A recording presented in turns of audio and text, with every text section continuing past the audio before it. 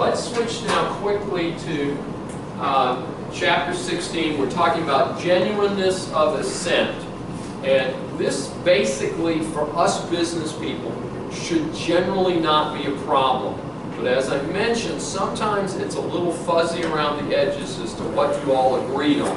And this again gets back to what we talked about a few minutes ago about the battle of the forms, where one side says, well, you know, we want those pumps with a 10-year warranty, and the other side says, we're selling pumps with a 1-year warranty, and that's our thing.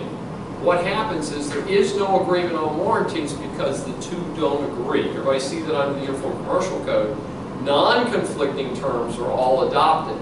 So when the Houston company says any enforcement is in Houston, Harris County, Texas, and there's no comparable argument or position from the buyer, it's an accepted term because it's not contradicted. But if the two have different warranty provisions, neither one applies necessarily because there is no agreement. Okay, so again, again we call that in classic business law textbooks, we call that battle of the forms. So you watch that again and say how the Uniform Commercial Code handles that. We should never, as business people, wonder about whether we have an agreement. Period. It should be clear. We require an email, we require a fax, we require a meeting where we actually sign paperwork on a really big deal.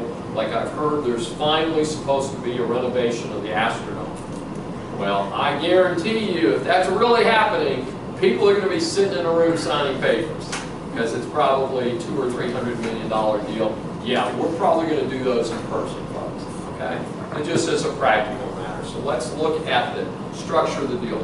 Day-to-day routine deals today closed all the time under email, fax, normal conditions. Real estate usually handled at a higher level because of the seriousness of dealing with real estate. Now, when we wonder about whether people can agree, this is where we get into this last bullet, and we talk about a variety of different circumstances that happen. Mistake, fraud, duress, undue influence, and or oppression. So let's take a look at some of those. When you don't assent, if it's not genuine, the courts are going to try and put you back where you started. Like if you paid a deposit under the mistaken impression that you were buying X and you find out you're buying Y, the court may give you your money back and say, you're out of the deal. Here's your deposit back. Let's move on. So that's the type of thing we're talking about when we talk about rescission. Mistake. Mistake is one of the worst things we hear about because if you just made the mistake, it doesn't create an excuse. Especially not as business people. So the best thing that I can recommend in this is really know what you're doing. So when you sign a deal, be specific. An example is you go to the used car lot and you're picking up a few cars to move to your used car lot. And you find, 3 white Ford Tauruses, and you say, well, I'll take those 3 white Ford Tauruses. And you show up the next day with a tow truck or a few extra drivers, and they're not the 3 you thought you were buying. And the dealer says to you, hey, you said you're buying 3 white Tauruses? 3 white Tauruses. Okay. How could we have done it better? Thin numbers, absolutely. Thin numbers. I know the 3 cars I'm buying. So I would put the model year, the full model, and the VIN number. And say, this is what I'm buying. Again, very fundamental stuff. Let's be certain. We're business people. Take the extra couple minutes. Make sure that you have a clear-cut deal and you're not making a mistake. Now, in the case of mutual mistake, the courts can put the parties back where they started and say, you thought you were buying that white Taurus, they thought they were selling you this white Taurus, there's enough confusion, there is no deal. Neither side had a clear-cut understanding of the deal. But again, if you made a mistake, the other side expected the deal that you've entered into, that in itself will not get you out. Okay, and that's like our example from a few minutes ago when we were talking about the company that entered into a contract and lost $40,000 in the way the contract was agreed and put together. They made the mistake, unilateral mistake. Unfortunate, but it was unilateral. Doesn't get them out of the deal.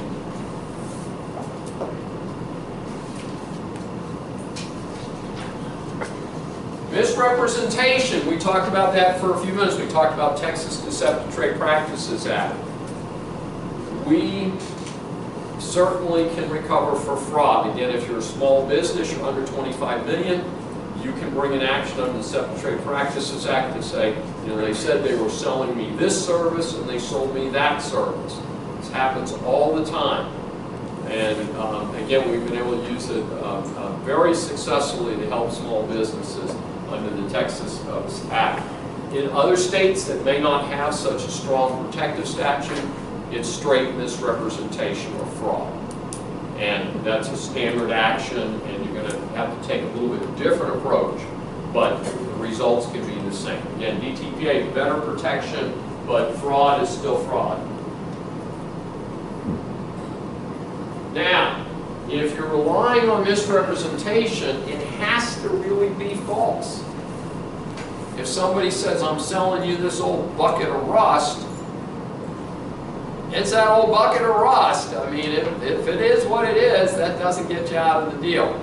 But if they tell you, you know, this is the, this is a 2014 Mercedes with 60,000 miles on it, and it's a 2012 Mercedes with 180,000 miles on it, it's misrepresentation. It's simple. It's wrong. It's wrong. It's usually done for the purpose of defrauding people and getting them to pay more than the going rate for something. I remember I mentioned that I've been to some auto auctions. I remember I haven't been to one in a long time because I quickly discovered after being at 2 or 3 that they were a waste of time for me. But it was interesting because I was at one, and every car that looked good but was extremely high mileage, 2 guys bought. They don't use car market. But the cars, you know, the outside of the car, the skin of the car looked fine. And they were Ford Taurus, as I mentioned that before, a pretty common car. A lot of salespeople were driving them. This is about 10 or 12 years ago. And it was interesting because these cars had 80 and 90,000 miles. And everybody would stop bidding at like $5,000. Except these guys would pay $6,000. Folks, anybody here doubt what was going to happen to that car after it got out of there? Yeah, they were going to put it up on blocks and run the odometer back or put a new odometer in. Because there's no way, when everybody else drops out, again, I'm a consumer. I wasn't there to buy a car to resell. But everybody else was there pretty much to resell the car. It is illegal to turn an odometer back. It is illegal to replace an odometer for the purpose of selling the car as a lower mileage car. That is against the law. It's not just a civil matter, it's actually a criminal matter. However, it was certain to everybody at this auction what was going to happen to those cars. So everybody else just stopped bidding at a certain dollar value because they couldn't pay $7,000 for a car that had a fair wholesale value of $5,000. But when they sold the car, if they indeed did what the rest of us suspect they were going to do, then they would be committing not just a contract violation, but indeed a more serious matter, deliberate fraud. So that sometimes people step past that and miss the fact that some of this may be criminal in nature. Again, as business law people, we don't deal a lot with criminal law, but we may touch on some stuff in the future. We'll talk about some of the increasing risk in the criminal arena. If you are lied to, if it's really silly, you're probably not going to be able to take action. And a lot of times people confuse puffing. Puffing is not illegal. Fuddruckers, we make the world's best hamburger. I kind of doubt it. But we can't sue them over it. Five Guys, we make the world's best hamburger and French fries. Probably not. But we're not going to sue them. Okay, so puffing, as it's called, or just exaggeration that's predictable, that's not really going to be much of a matter. But where you get into an interesting situation is the pizza wars. You know, I think Papa John's and Domino's went at it because Domino's said Papa John's made it sound like they were selling fake cheese, and they said, our fake cheese is as good as anybody else's fake cheese, or whatever the deal is.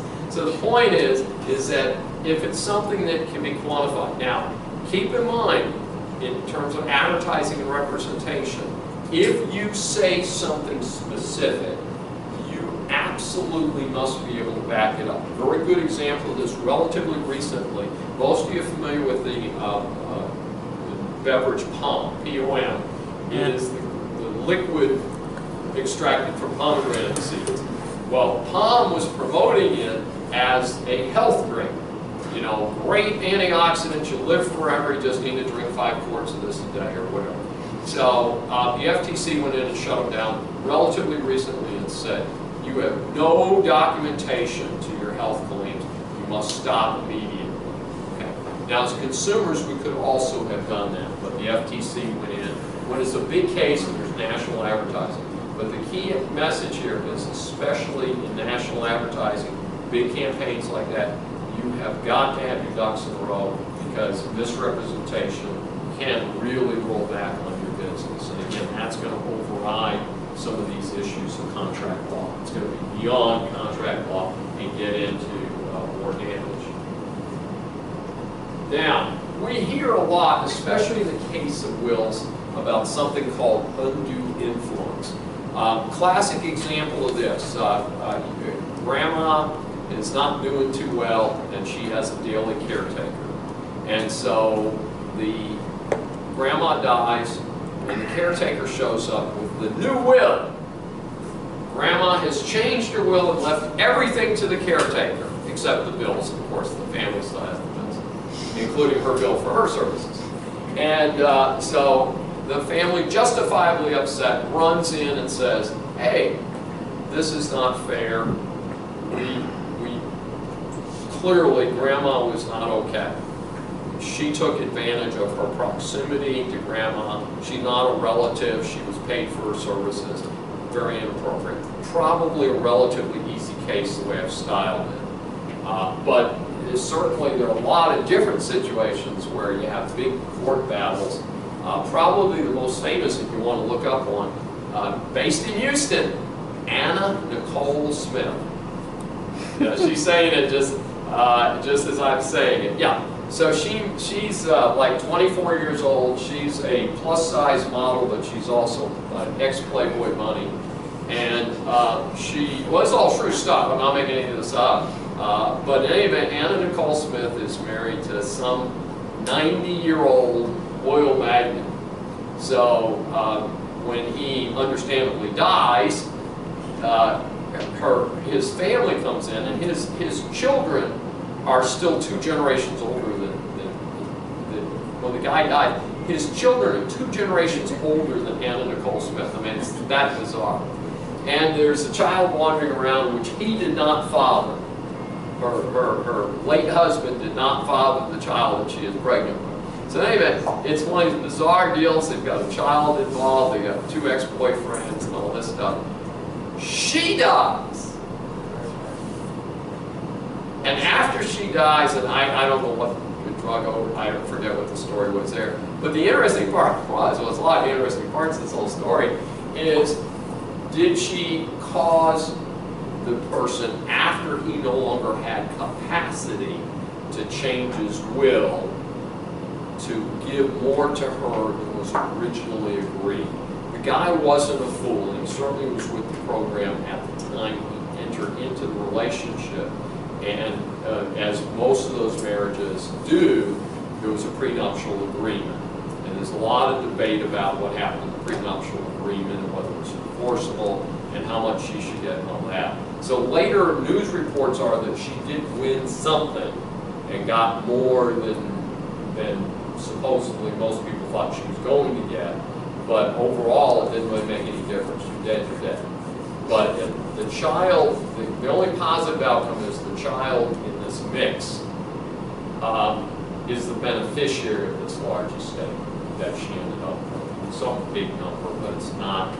He was a millionaire and she got 100 million or something like that. It's a very interesting case because you get into these, again, well-documented issues of undue influence, what was promised, what's the deal, who's involved. And in many prenuptial agreements, by the way, have an out clause that says if one side or the other flips around, that it voids or it changes the nature of the prenuptial agreement. Prenuptial agreements, again, are personal contracts. Now, incapacity. We mentioned minors last week. Keep in mind, minors, we mentioned the B, we use that as an example, is underage. Minors can validate or ratify a contract after they are of the majority.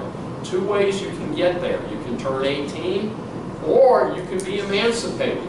Classic case of this was another child star, was Britney Spears, who I think is, on her umpteenth comeback. In any event, Britney Spears at 16 becomes a sensation. She's unhappy with what her parents are doing with her money. She gets emancipated. She's under 18, goes to court and says all that. Sadly, she is so deep in drugs and other whatever problems, I don't know the whole story, but her parents are appointed her guardians again when she's in her early 20s because of lack of capacity. And I think that's, particular phase has been taken care of now. Very strange history. Again, many of these young people get in these situations. There's a lot of wealth comes very quickly, a lot of difficulties, and they create legal difficulties for the parties that deal with them. And it's very hard to deal with that. I can tell you one thing. I see the beep coming. I'm going to make his parents sit down and sign the contract with him. Or I'm going to look for paperwork that says he's emancipated. So as business people, we have responsibility to play heads-up ball and protect ourselves and our business interests.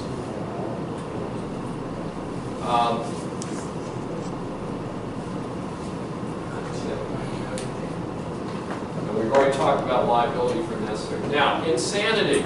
Insanity, we mentioned briefly, we didn't talk about it specifically here in class, but remember we talked about the criminal chapter in the first 6 chapters and the insanity defense. Keep in mind, the insanity defense in criminal prosecution, person has to really be insane. Not just a little kooky, they have to really be beyond understanding good and bad, basically. Okay? Similarly, in contracts, just because somebody's a little dingy doesn't get them out of a contract. Somebody has to really be unable to really be responsible for their own conduct. And we see this a lot with people. We have, as an aging society, we have more and more people who have Alzheimer's disease. And the sad part about Alzheimer's is that the person can be okay sometimes and not other times. Sadly, I was involved in a case several years ago. I represented a former college football star. You know where this is going to go. And he was a little dingy when they were brought up to me to represent him. His wife wanted to divorce him because he was a deadbeat. And so I was asked to represent the husband so she could get divorced by the attorney for the wife.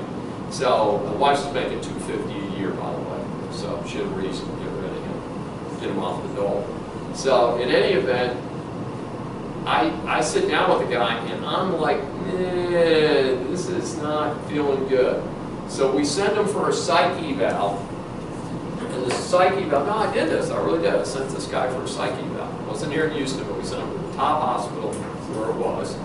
And the psych eval said, he's not great, but he definitely knows what's going on. He's okay to do this deal. So we sit down, we work out a